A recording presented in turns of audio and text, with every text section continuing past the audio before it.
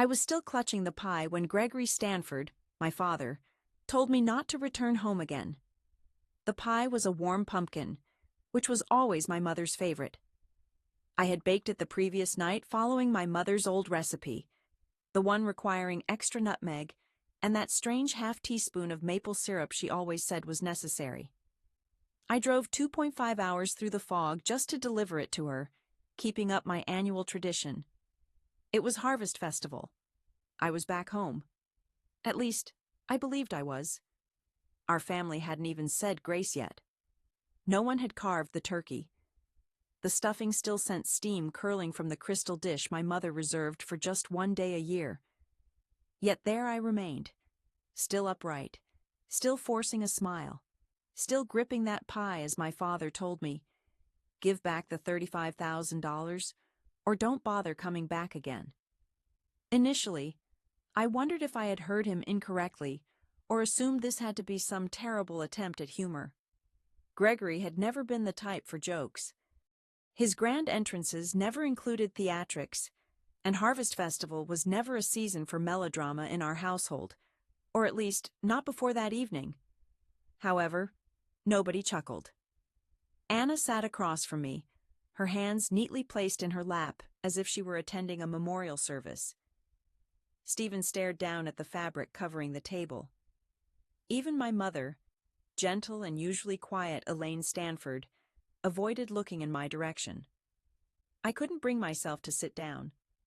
Standing felt like my only option. The dessert plate was balanced in my hands, oddly feeling much heavier than usual. My gaze dropped to it, half expecting it to provide some kind of answer for the situation. "Pardon me," I murmured. Gregory's mouth grew tense.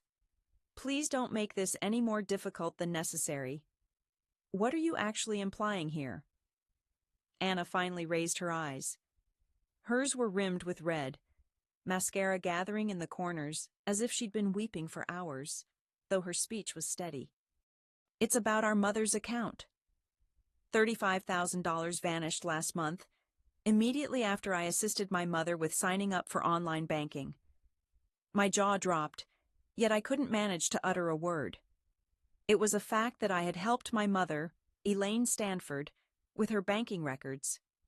She had been apprehensive about switching to digital files, something about not trusting online storage. So, one Saturday morning, I sat down with her and explained the application, the login details, and the security prompts. She even jotted every detail in a small notebook we stored in the kitchen drawer. That had been 6 weeks prior. 6 weeks? And now they were saying that was the point when I supposedly took her money. "Is this for real?" I breathed. "You believe I stole my mother's money?" Stephen eventually spoke, his words rigid, as if it was painful just to talk. None of us wanted to accept it, but Lakebridge Trust had verified that the funds were withdrawn online. Nobody else had the login. Nobody else except for me. I glanced at my mother, Elaine Stanford, who didn't react, didn't affirm or deny, but only lifted her napkin and pressed it to her lips as if nausea was about to overcome her. That was the moment realization struck me. The dessert, the busy roads, the annual custom, none of it was significant anymore. I no longer felt like my parents' child. In their eyes, I had become someone to be doubted. I carefully placed the pie down at the far edge of the countertop. The metal tray made a soft sound as it touched the stone surface. I took my jacket off the chair where I had left it earlier. I remained silent. "You have until the close of this week," Gregory murmured quietly from behind me, "and then we contact legal representation." I kept my composure as I drove, holding back tears, not shouting or pounding the steering wheel the way people do in films. I simply drove away, my jacket only partly fastened, with the pie left where it was on the kitchen counter. The neighborhood was still, illuminated by porch lights and windows decorated with paper turkeys. It was Harvest Festival. Night had fallen, and the entire town carried the scent of cinnamon, gravy, and tranquility. But I felt none of it. I checked into the same small roadside inn I always drove past coming into town, though I'd never had any reason to stay there before. The desk clerk didn't question my need for a room on a holiday, which I silently appreciated. The air in my room was tinged with the odors of old carpet and microwaved popcorn. I slipped off my boots and took a seat on the bed's edge, my hands still trembling. At 36 years old, working as a senior forensic accountant trusted with several million in corporate audits, even my parents now suspected me of stealing from them. What stung most was my own lack of shock. Not entirely, at least. I'd noticed the hints. Small things, like my sister Anna, rolling her eyes whenever my mother Elaine bragged about my career advancements. Or the time my father had asked me, "Don't you think it's time to settle down? You know, start a life?" It sometimes felt as though my profession existed in a world apart from reality. Even last New Year's Day, when I'd offered to pay for a new roof for our family home, Stephen had grumbled that I was using money to buy affection. I assumed he was just being sarcastic. I genuinely believed we were still close as a family. I stretched out on the bedspread and looked up at the ceiling. I tried to mentally reconstruct the day my mother asked for my assistance with her Lakebridge Trust account. Each click, every sign-in, all the password changes ran through my mind. Did I overlook something important? Could someone else have found the notebook we stored in the drawer? The drawer had never been locked. It would have been easy for anyone to get into it. Anna still moved in and out of the house, depending on her circumstances. Stephen always had his own key. I might have been the one guiding my mother through the process. That's true. But I wasn't the only person with that knowledge. And yet, they still held me responsible. They acted as if I had waited for my mother, Elaine Stanford, to fall ill just so I could claim her money, $35,000, as if I had any need for that amount, or as if I was the sort of person who ever would. My phone vibrated on the table. A message had come in from my sister, Anna Stanford. Her words read, "We didn't want things to end up like this, but you've made it difficult to trust you. No warm wishes for the Harvest Festival. No note asking if I was all right. Just that, sent as if I'd shattered something important. Almost as if I was the one who owed everyone an apology." I flipped my phone over so the screen faced down. During my time at Lakebridge Trust, my days are filled with untangling disguised embezzlements, sham companies, and fraudulent invoices. I'm familiar with how vanishing money can be orchestrated to blame someone else. And currently, I found myself cast as the scapegoat. I gazed up at the ceiling until the overhead lights smudged together. If they wanted to act as if I was the family's criminal, perhaps it was my cue to begin investigating as if I truly was. The following morning, I woke up on my own without an alarm clock. My body simply knew it was time, a habit sharpened by years spent tracking down corporate fraud. From experience, I understood that money doesn't vanish. It simply takes a new path. The real challenge lies in figuring out the initial hiding place and who stands to gain. I filled a mug with the motel lobby's harsh coffee and set up my laptop on the desk in my room. Lately, my company had been investigating a series of elder financial exploitation cases, situations where retirees with modest savings accounts saw their balances quickly emptied through 3 withdrawals, each just below the threshold that would require federal reporting. While multiple banks were involved, one name surfaced more often than the others: Lakebridge Trust, which also happened to be my mother's bank. I hadn't disclosed my involvement in the investigation to my family. Officially, the matter was confidential, though I had permission to examine the internal transaction records, and I was well aware of whom to approach. I fired off a brief message to Owen Daly, the compliance officer managing our inquiry. There was only a name, a time frame, and a place. In less than 60 minutes, I gathered all the essentials: timestamps, details of each withdrawal, and the teller's records. There had been 3 withdrawals from my mother, Elaine Stanford's, account, each 5 days apart. The initial withdrawal was for $14,000. The next two were each for $10,000. All of them were conducted face-to-face, never online. That detail was my first lead. I had been blamed for using online banking, with the argument that I was the sole person with access. However, since the transactions happened in person, I couldn't have done it. I clicked on the link with the security footage. The video quality was poor, but the image was still clear enough to make out. The beginning of the first recording appeared. Lakebridge Trust, November 2nd, 1 p.m. A young woman approached the teller's window, glancing backward with anxious movements. She wore her hair in a blonde ponytail, a gray hoodie, and oversized sunglasses. My initial assumption was that perhaps someone had hired a stand-in. Perhaps a stranger was paid to act as my mother. But then the woman moved near the camera, pulling down her mask so she could speak to the teller. Even though the video was blurry, I could recognize my sister Anna's face instantly. I had spent years babysitting my sister, had seen her celebrating birthdays and shedding tears over breakups. I noticed her shifting around restlessly, her fingers drumming lightly on the desk.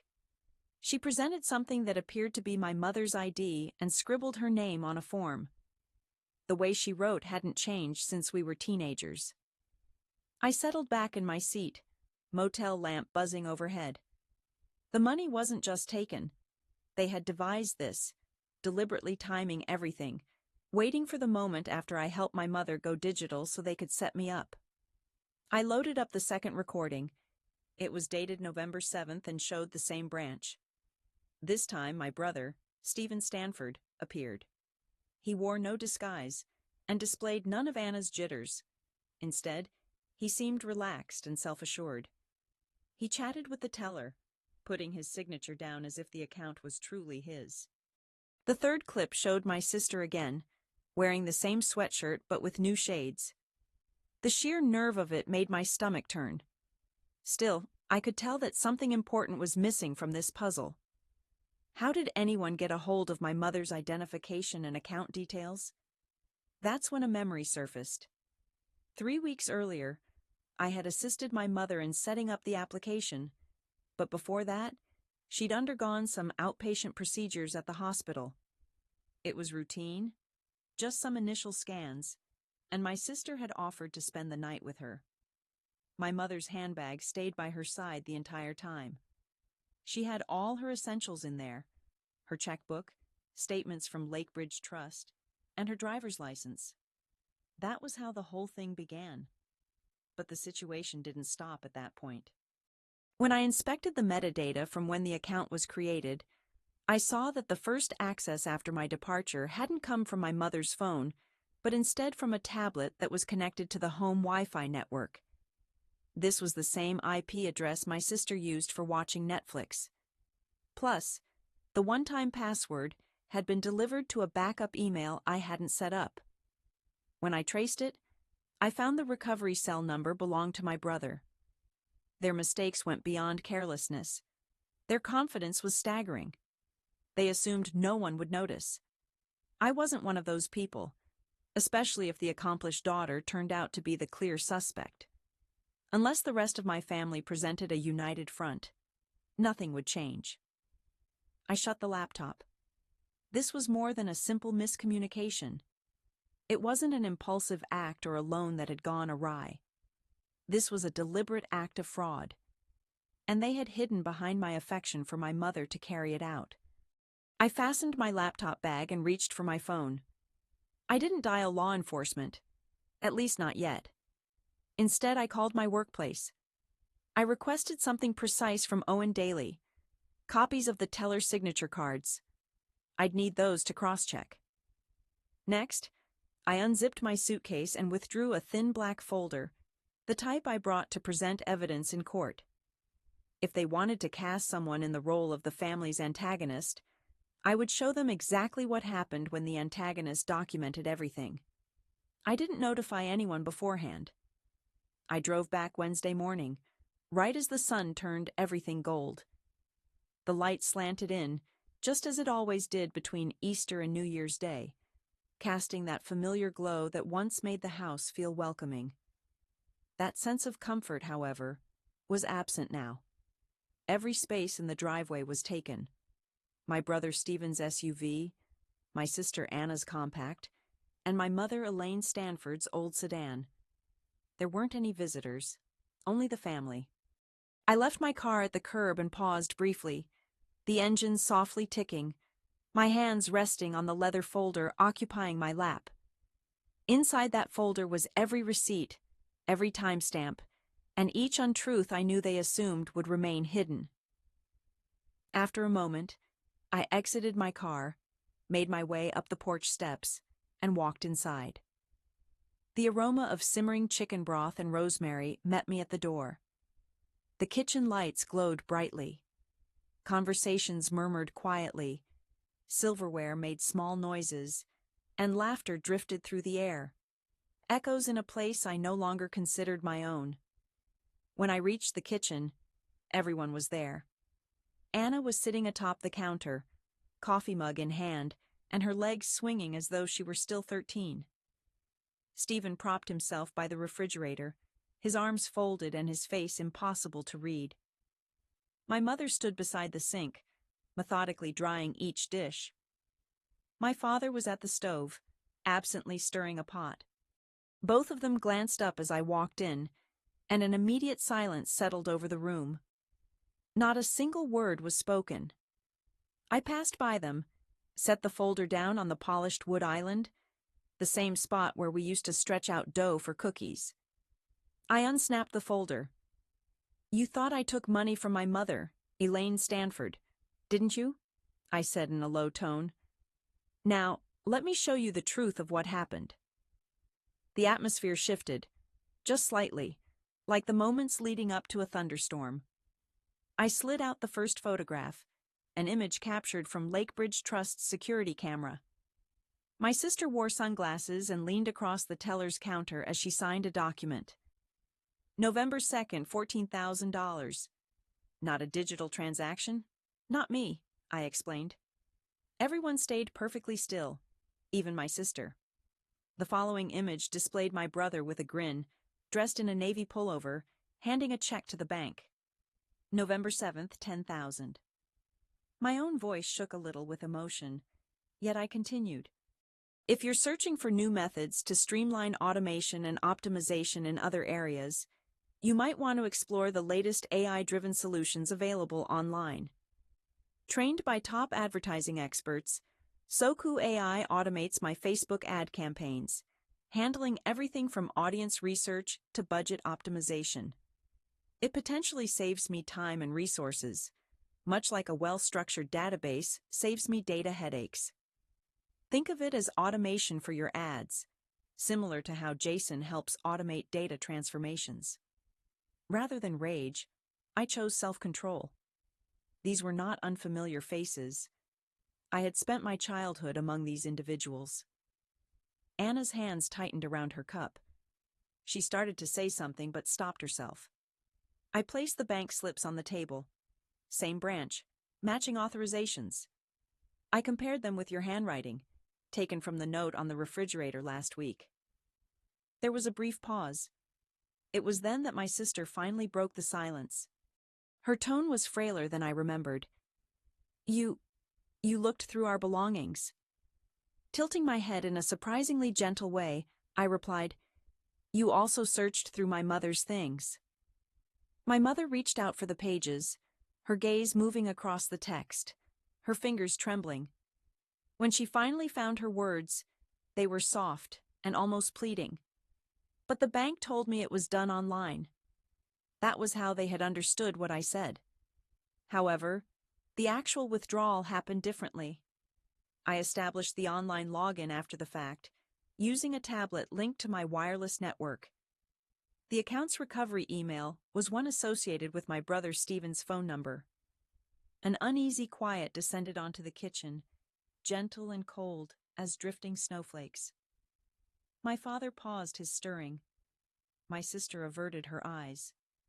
Stephen, my brother, lowered his gaze to the floor as if searching for a different reality beneath his feet. I realized I had allowed myself to believe my daughter had stolen from me.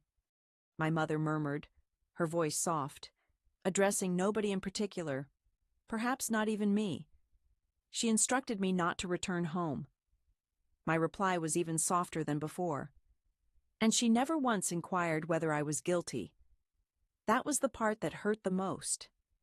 Not the blame, not the mention of attorneys. It was the missing question that left the deepest wound. My sister eventually met my gaze. Her expression changed, not marked by regret, but sharp with resentment. You always seem to end up with everything: the good job, the compliments, people's admiration. I only wanted things to be even between us. I examined my sister for several seconds. She appeared older than she had just a week ago. Or maybe at last, I was truly seeing her without illusions. "You didn't make anything fair," I answered. "You destroyed it." Stephen cleared his throat, his tone lacking any emotion. "She'll be all right, Elaine. I earn more than all of us together." It wasn't meant to be an attack. I exhaled slowly, trying to ignore the cold sensation creeping up my back. When it comes to family, it's always a personal matter. I observed as my mother lowered herself onto her chair, the open folder still on the table before her. Her hands rested in her lap, palms turned upward, as if unsure what to do next. Gregory Stanford, my father, eventually broke the silence. "Marissa, what's your plan now?" I held his gaze, and for the first time in several days, I no longer felt like the youngest in the room. "I don't intend to call the police, but I have forwarded the file to the lawyer who works with my family. You can choose how to proceed from here." He gave a single nod, appearing weary and older than I remembered. I closed the folder, my fingers moving automatically from years spent in boardrooms and reviews. This time it seemed irreversible. "You told me not to come back home unless I handed over the money," I responded. "I didn't steal any money, but I did come with honesty." I waited just long enough for my message to register. Then I spun around. "Marissa!" Elaine's voice cracked as she spoke. I stopped at the threshold. "Harvest Festival is finished," I told them. "Every one of you made certain of that." Without saying anything else, I left the house behind. I didn't grab the folder. I didn't take the dessert. I just had my keys in hand, and whatever small part of me that still thought they might choose me. I didn't head back to my place right away. I remained in my car parked outside, keeping an eye on the kitchen window from the curb. Nobody came out after me. The lights remained bright. My sister's laughter didn't echo through the house again. Stephen never came to the door to speak a word. No footsteps hurried down the driveway to say sorry, and that stung even more. That expression told me more than any words ever could. When I got back to Seattle, the city seemed colder and more hushed. I went back to my job as though nothing out of the ordinary had occurred. Yet inside, I felt changed. I stopped making calls on Friday evenings, ignored the family chat, and let the voicemail alert flash for 3 straight days before I finally listened. The message was from my mother, Elaine Stanford. "Marissa, we made a mistake. I can finally see that now. I just didn't want to accept it. I'm sorry. I'm not asking for your forgiveness. I just needed you to know. The house feels so lonely." She ended the call before 60 seconds had passed. 3 weeks slipped by after that. Then I got a letter, actual paper, an honest-to-goodness envelope. Enclosed was a photograph. Anna, Stephen, and I, at ages 6, 8, and 10, all together on the back porch wearing an odd mix of Easter costumes. I played the scarecrow. Anna wore makeshift tinfoil wings. Stephen had only smeared himself with red paint. On the reverse side of the photograph was just one sentence. "We had no idea how deeply we'd long for you after you left." There was no name attached. My brother never got in contact. Anna stayed silent as well, but a relative who still lived close by mentioned that they both left the family home. My mother stopped communicating with them, explaining that she needed distance. I chose not to probe what she meant by that. I didn't suggest returning. Instead, I created a new chapter for myself. I launched a weekend workshop at Bay Ridge Learning Center about safeguarding finances for seniors. It wasn't stylish work, but it gave me a sense of agency. One Saturday following class, an elderly lady approached and told me, "I wish you were my daughter." I offered a courteous smile in response, but kept my real thought to myself. So did my own mother.